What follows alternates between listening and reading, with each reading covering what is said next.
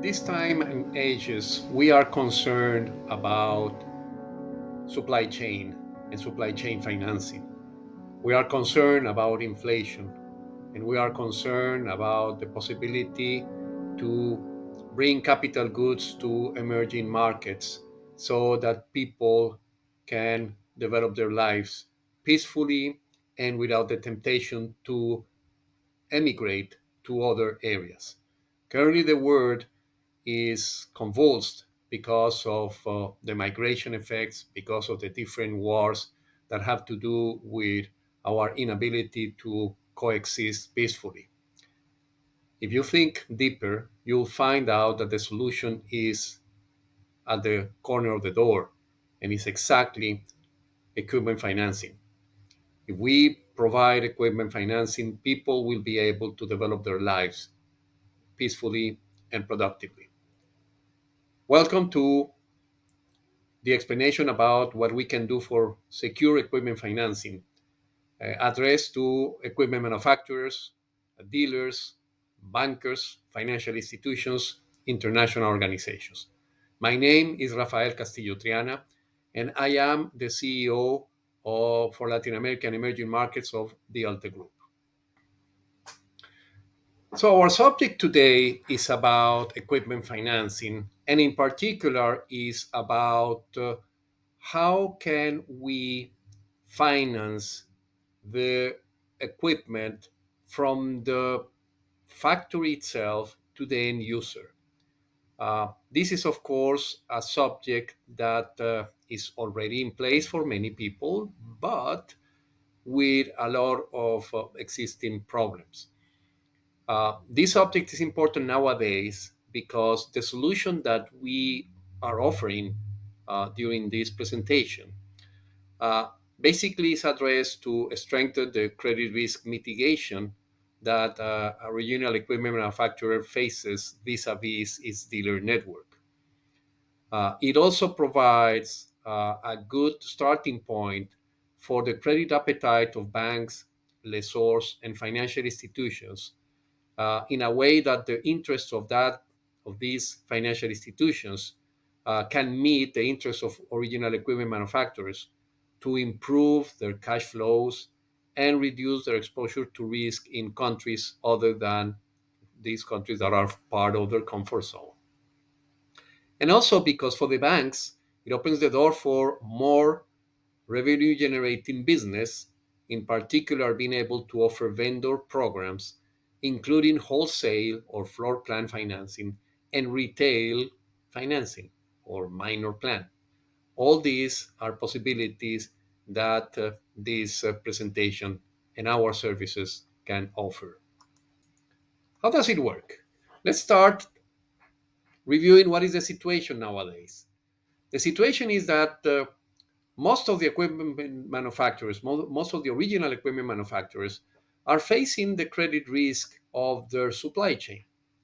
And in order to mitigate the risk that is associated with shipping equipment to the distribution channels, dealers and resellers, they are facing credit risk that they mitigate either by demanding letter of credit as mean of payment, going into contracting credit insurance with major insurance companies or export credit agencies, or finally, they need to resignate themselves to provide and ship equipment on an open account basis.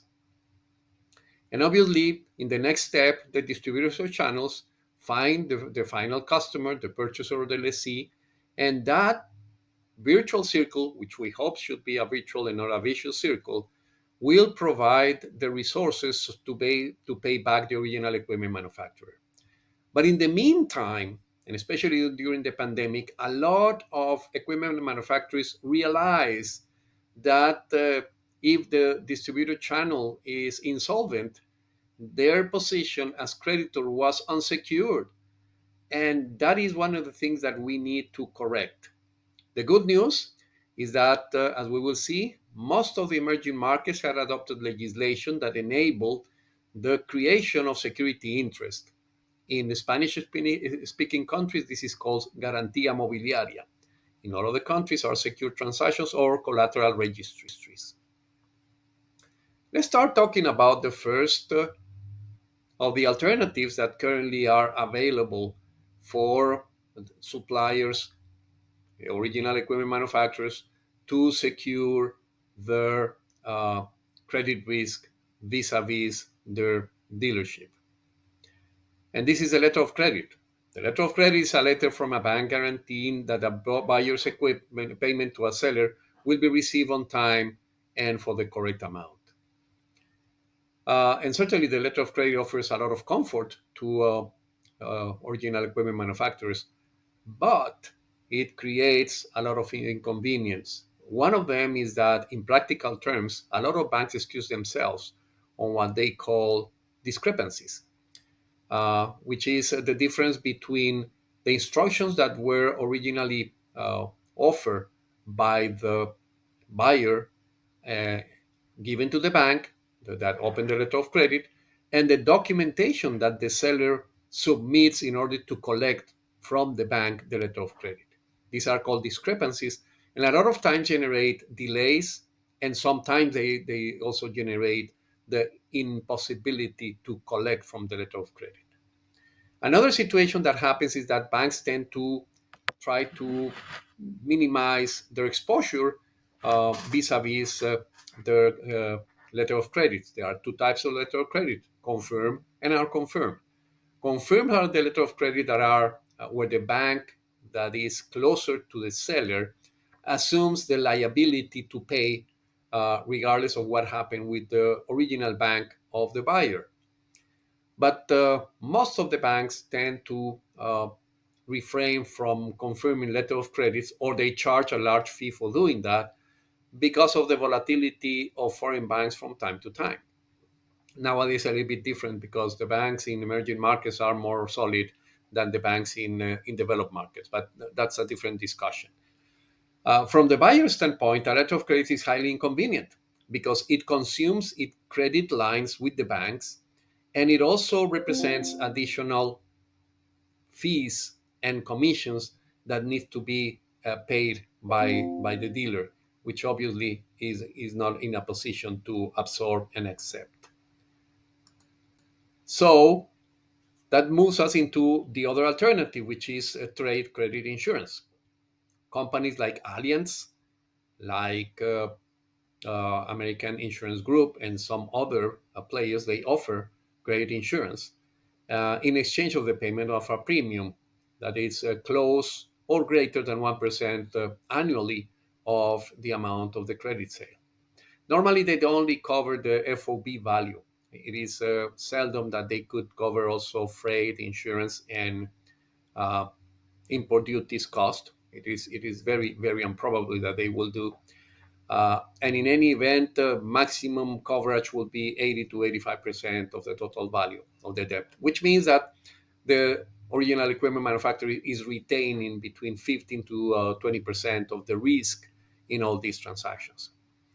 And moving forward, in the event of default by the debtor, in the case by the dealer, the insurer, uh, basically on the argument of how are you conserving the risk, the state of the risk, uh, complain sometimes that the original equipment manufacturer should have performed better its collection efforts. And sometimes that becomes ground to refuse payment of the indemnity associated to that.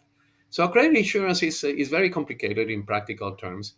And at the end of the day, it becomes to be a placebo that creates the feeling of credit coverage, but that in real terms, it is not providing this kind of coverage. So that takes us to the fatality of what the normal relationship between original equipment manufacturers and dealers have become to, which is the open account. Normally, down the road, the original equipment manufacturer asks the supplier, I'm sorry, the dealer asks the supplier to rely and to trust him. And most of the times that happens. The only problem is that doing that, sometimes or most of the times, the original equipment manufacturer becomes an unsecured lender. an unsecured creditor. And if things go south for the dealer, the first affected person is going to be the original equipment manufacturer. And in practical terms, the priority of payments for the dealer, uh, becomes the last when paying to the original equipment manufacturer. They pay all other obligations that are more compelling, their local banks, their payroll, their dividends, their salaries, their internal loans, and so on. And finally, they take care of the original equipment manufacturer when they are compelled to do so, but not because they have a legal reason to do so. So that's where the secure transaction system emerged, and it emerged thanks to the work that has been done by several international organizations. On the one side, we have the system of the Cape Town Convention that was enacted under the UNITROA auspices. On the other hand, we have the UNCITRAL, which is the United Nations Commission for International Trade law, that have produced a uniform model law on secure transactions. And but all of them are inspired in the Chapter 9 of the United States Uniform Commercial Code. So it becomes familiar to original equipment manufacturers that are based in the United States to understand that they can rely on a similar system to the UCC filing that exists in the country in order to document the transaction with the dealers. And that's a very important point. In practical terms, most of these systems rely today on an inline platform that give public notice to third parties. That is very practical to in order to address problems presented by systems that cover secure transactions, that also enable a quick and prompt repossession and liquidation of the assets without the need, in most of the cases, to rely on a court of law, and also allows the original equipment manufacturers to discharge its receivables with local banks because it becomes attractive for the banks to buy assets that are secure and have a good conversion rate into uh, cash. Now, the deal is that this secure transaction legal framework is not very well known. And this is one of the myths that we want to change. So, how does it work? It works in a very practical form. You can go back and use the open account relationship with the customer. You rely on the customer, but with the dealer. But in this particular case, when you rely on the dealer, the only thing that you will require is to create a security interest on the equipment that you are shipping to that dealer.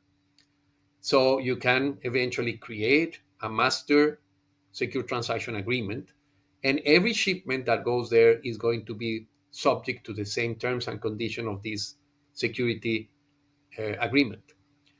Now, once the security interest is created, then you can deliver the asset to the buyer. But prior to that, you should register in the corresponding portal in the country where the assets, the goods are going to be shipped to, and that will provide your priority in that country under that legal system in order to be able to exercise your rights. The most important one probably is to sell the receivables to a bank. When the inventories are formed within the dealer, the good news as well is that it is not necessary to release and recreate or replenish the collateral. The system works, the legal statute provide that the collateral created follows the proceeds of the sales of the assets that were part of the inventory. And these proceeds would may be represented in other assets, for example, receivables, or it may be represented in cash. So, legally speaking, the original equipment manufacturer or whoever buys the paper from the original equipment manufacturer is going to have a priority, a legal priority, a privilege over the proceeds of the sales of the assets.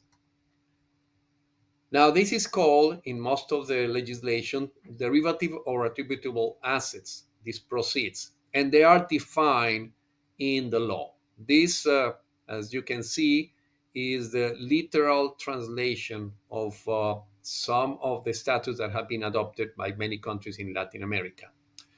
The good news about that is not only that it exists, that possibility, but also that in most of the countries, probably with the exception of Mexico, the statute provides that the extension to the proceeds in terms of the coverage of the collateral is automatic. I mean, you don't need to create any special clause for that purpose, again, except in the case of Mexico. But you can rely on the statute to understand that you have a legal right to go after the proceeds of the inventory that has been sold. So, in practical terms, what you can really figure out is that the collateral that was formed is, in the initial step, the good that is part of the inventory, then the receivables arising from the contracts of sale, and finally the cash proceeds from the payment of the price. Now you can ask yourself, if that's true, then how can I make sure that the money is going to come to us? And these are the new good news about that, which is the statute provides for the existence of certain privilege agreements that are called the control agreement. These are agreements entered into with the banks that provide the possibility that all the proceeds, all the cash proceeds for the sales of certain items can go into a lockbox account, a specific account, and these amounts are going to be subject to the priorities set forth by the law. Now, this is not nothing new. It is very well known. Is a form of an escrow agreement. The bank, of course, can be instructed in a fair play in order to manage a waterfall in a way that from the proceeds, there are certain allocation of cash to be applied to the obligation vis-a-vis the uh, original equipment manufacturer or whoever is its assignee, could be a financial institution, uh, and the rest could be working capital. I mean, the balance of the amounts collected from the proceeds could be working capital for the dealer. So that will be a win-win solution and a very practical way to structure it. Now, if you consider the case of equipment leasing, either operating lease or finance lease, you can also extend the collateral to whatever the equipment lease can produce. In this particular case, you must be very careful in the case of operating leases to consider that what need to be registered as collateral should be the right to use that the lessee will have on the equipment. And make sure that this right to use, of course, is connected with the proceeds of the equipment. In the image we have in front of us, that will mean that all the wet and the cereals that are being collected by this combine would be subject to this priority, and then that the bank or the original equipment manufacturer has a privilege on whatever proceeds come from that crop. Now, this map shows which Latin American countries have adopted the secure transactions law. And as you could see, there are many of them. We have Mexico, then a lot of countries in Central America, Guatemala. Honduras is not in the list because it was not suggested by the World Bank group, but they have a law on secure transactions. Going down, you can see Costa Rica, Colombia, Peru, uh, Brazil, who adopted the law. Probably it was the last one who adopted the statute by the end of October 2023. You see a lot of the islands of the Caribbean, the St. Lucia Island and the Dominican Republic as well, having adopted the same kind of system. Moving into other areas of the world, and this is a partial list so far because it needs to be updated. This was released by the World Bank in 2013. But see, these are the countries that have adopted secure transaction laws in Africa, in the Middle East and North Africa, in East Asia and the Pacific, in South Asia, and in East Central Asia, which is all these countries have already adopted this legislation. Same kind of thing. You can create open account systems with all these countries. Now, what can we do for you? Well, we are ready. We have all the capabilities to implement for you not only the possibility to structure the contracts, because we have our legal capabilities, international legal capabilities at your disposal, but also we can look for helping you with local financial institutions that could buy uh, your receivables with vis-a-vis your dealership, and that will provide for you not only the acceleration of the revenue recognition, but also working capital, cash in hand, and probably a lower exposure to macroeconomical risks such as currency devaluation and so on. So if you want to drill down on that, and uh, you are free to call us. You can contact me in this email or via WhatsApp in this phone number, and we will be happy to provide for you all the support you need. So thank you very much, and we look forward to hearing from you, hopefully with good news for you and your supply chain financing, hopefully for good news for the countries where you are doing business and for the economy at large. Thank you very much.